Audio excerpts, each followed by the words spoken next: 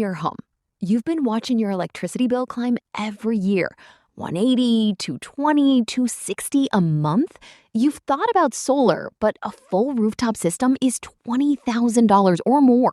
The payback period is a decade, and you're not sure you want to commit to something that permanent. Or maybe the power went out last summer during a heat wave, and you realized if this lasts more than a day, I have no backup. No way to keep the fridge running, no way to charge anything, no resilience at all. What if there was a solar option that cost a fraction of rooftop solar, started saving you money immediately, and gave you real backup power, without permits, without a contractor, and without a 10-year payback period? That's plug-in solar. And today, we're starting from the very beginning. What is it? How does it work? What does it actually cost? And why is it suddenly showing up in state legislatures and backyards all across America? Welcome to Plug-in Solar Explained. I'm Lisa. And I'm Mike. From pluginsolarus.com. This is the simple way to understand plug-in solar, home energy, and the policies shaping America's next consumer energy movement. Today, we're going back to basics, building your foundation from the ground up. Whether you're completely new to solar or you've been curious but confused, this is the place to start. Mike, let's start with the simplest possible version. What is plug-in solar? It's a solar energy system that connects to your home through a standard electrical outlet. You have a solar panel, or a few of them, sitting in your backyard, on your patio, or mounted on a south-facing wall. They capture sunlight. That energy gets converted into the same kind of electricity your house uses. And instead of hardwiring it into your electrical panel like a rooftop system, it ends in a plug. You plug it in, and your home starts running on solar. No permits, no contractor, no roof work. In the states where it's legal, yes. No permits required for systems under 1,200 watts. A homeowner can set it up in about 30 minutes. How is that even possible? Traditional rooftop solar is a massive installation project. Because the technology is completely different. Traditional rooftop solar is a large, permanent, hardwired system, typically 5,000 to 15,000 watts. It requires a licensed electrician to connect it to your breaker panel. It requires utility approval. It requires permits. It costs $15,000 to $35,000. Plug-in solar is a fraction of that size, typically 400 to 2,400 watts, and it uses a technology called a microinverter that handles all the conversion and grid synchronization automatically. The outlet is the connection point. The plug is the permit. That's a really elegant way to put it. The plug is the permit. And the cost difference is dramatic. A solid plug-in system for a single-family home runs $1,500 to $4,000. You're not financing it over 20 years. You're buying it like an appliance, and it starts paying you back immediately. Walk us through the technology. What are the actual pieces of a plug-in solar system? There are three main components. First, the solar panels. These are high-efficiency monocrystalline panels, the same technology used in rooftop solar, just smaller. They capture sunlight and convert it into DC electricity, direct current. The same kind of electricity that comes out of a battery. Exactly. But your house runs on AC, alternating current. So the second component is the microinverter. This is the brain of the system. It converts DC to AC, and it synchronizes with the grid, matching the exact voltage and frequency of your home's electrical system so the power flows seamlessly. And the third component? The cable and plug. The AC electricity from the microinverter travels through a cable that ends in a standard plug. You plug that into a dedicated GFCI outlet. We'll talk about what that means in a minute. And the power flows directly into your home's electrical circuits. And the house just uses it? Yes, electricity follows the path of least resistance. When your solar system is producing power, your appliances draw from it first. Your fridge, your TV, your lights, they pull from the solar panel before they pull from the grid. Your meter slows down, you buy less electricity. That's how you save money. What if the panel is making more power than the house is using? Two scenarios.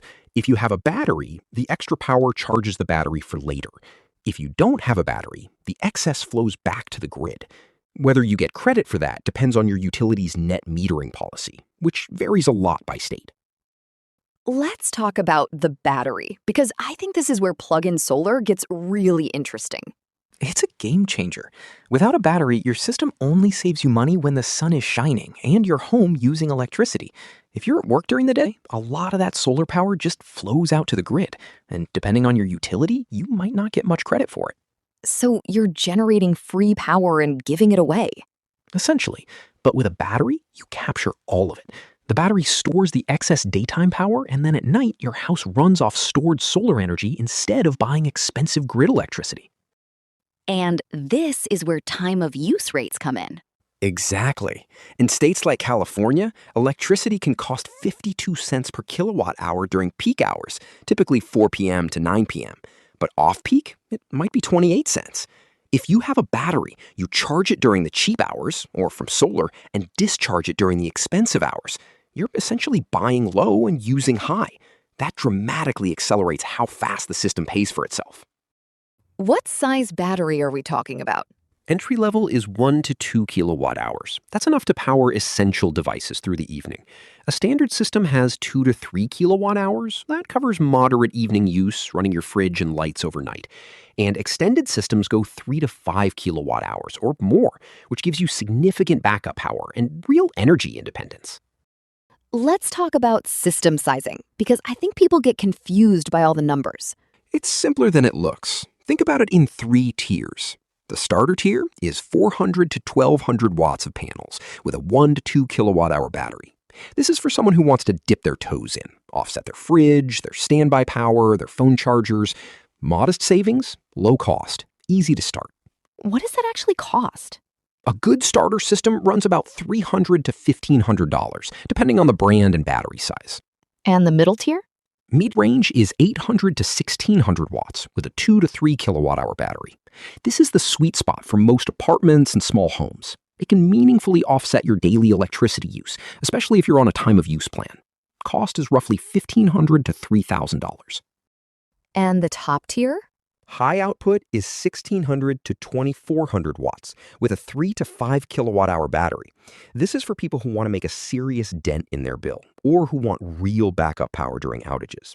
You're looking at 3000 to 4000 kilowatt hour battery.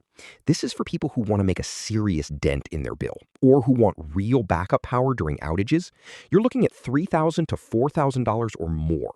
But in a high-rate state, the payback period can be as short as 3 to 5 years.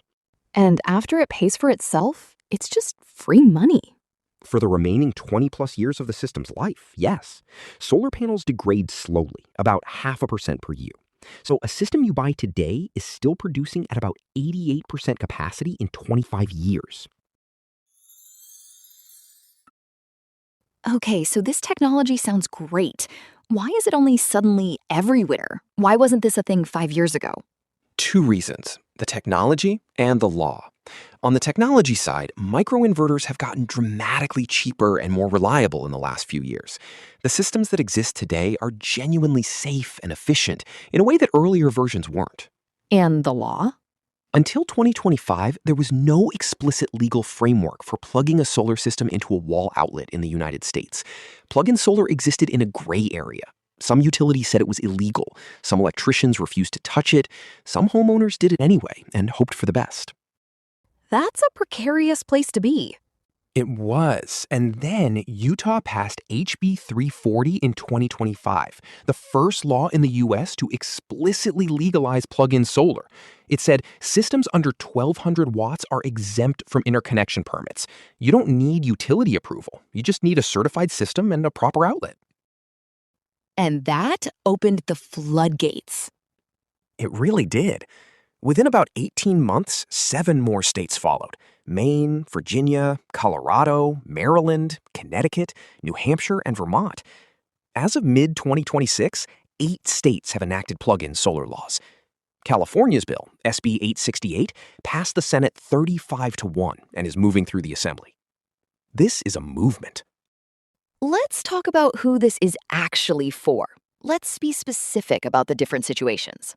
The primary audience is single-family homeowners who want to lower their electricity bills and build energy resilience without the cost and commitment of a full rooftop system.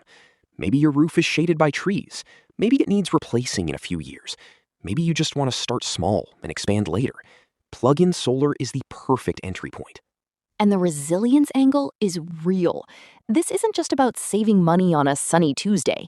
This is about having power when the grid goes down. Exactly. A mid-range system with a 3 kilowatt-hour battery can keep your fridge running, charge your phones, power your router, and run your lights through a 12-hour outage. That's not full whole home backup, but it's the difference between a manageable inconvenience and a genuine emergency. What about renters? Renters are a huge secondary audience. There are 44 million renter households in the United States. None of them can put panels on the roof. Plug-in solar is the first solar option that's actually designed for them. It's portable, it requires no permanent modifications, and when you move, you take it with you. Your solar investment doesn't stay behind when your lease ends. And small businesses? Absolutely. A small shop, a restaurant, an office with a south-facing wall, or a parking lot, you can run a plug-in system and reduce operating costs without a capital project or a contractor.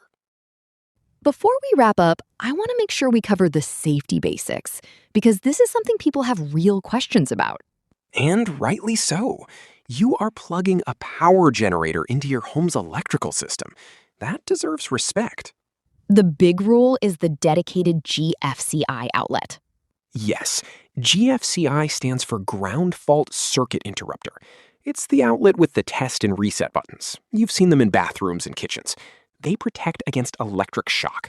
And dedicated means that outlet is on its own circuit breaker. Nothing else shares that wire. Why does it have to be dedicated? Because of something called breaker masking. If your solar system is feeding power into a circuit that's also running a hairdryer and a space heater, the circuit breaker can be fooled into thinking the wire is carrying less current than it actually is. That can cause the wire to overheat without the breaker tripping. A dedicated circuit eliminates that risk entirely. And the UL 3700 certification? That's the safety standard specifically written for plug-in solar. Released in December 2025, it covers everything from anti-islanding protection, which shuts the system down automatically during a power outage to protect utility workers, to the breaker masking safeguards we just talked about. If a system carries UL 3700 certification, it has been tested and verified to be safe. Don't buy a system without it.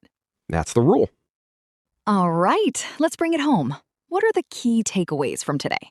4 things. First, plug-in solar is a modular, portable solar system that connects to your home through a standard outlet.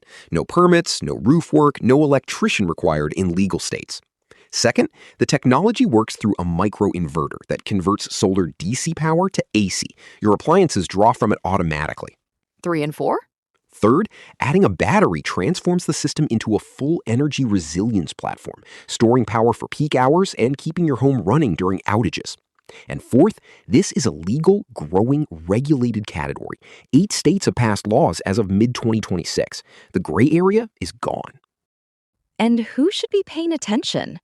Single-family homeowners who want to lower their electricity bills and build resilience without a $20,000 rooftop commitment. Renters who've been locked out of solar entirely, small businesses looking to cut operating costs, and anyone who's watched their electric bill climb year after year and is ready to do something about it. Next time, we're going deep on the safety standards, specifically breaker masking and the GFCI rule, so you understand exactly why the installation requirements exist and what happens if you ignore them. All the articles we referenced today are at pluginsolarus.com. The savings calculator, the state tracker, the buyer's guide, it's all there. Go check your state status and see what's possible for your home. Thanks for listening to Plug-in Solar Explained. The simple way to understand plug-in solar, home energy, and the policies shaping America's next consumer energy movement.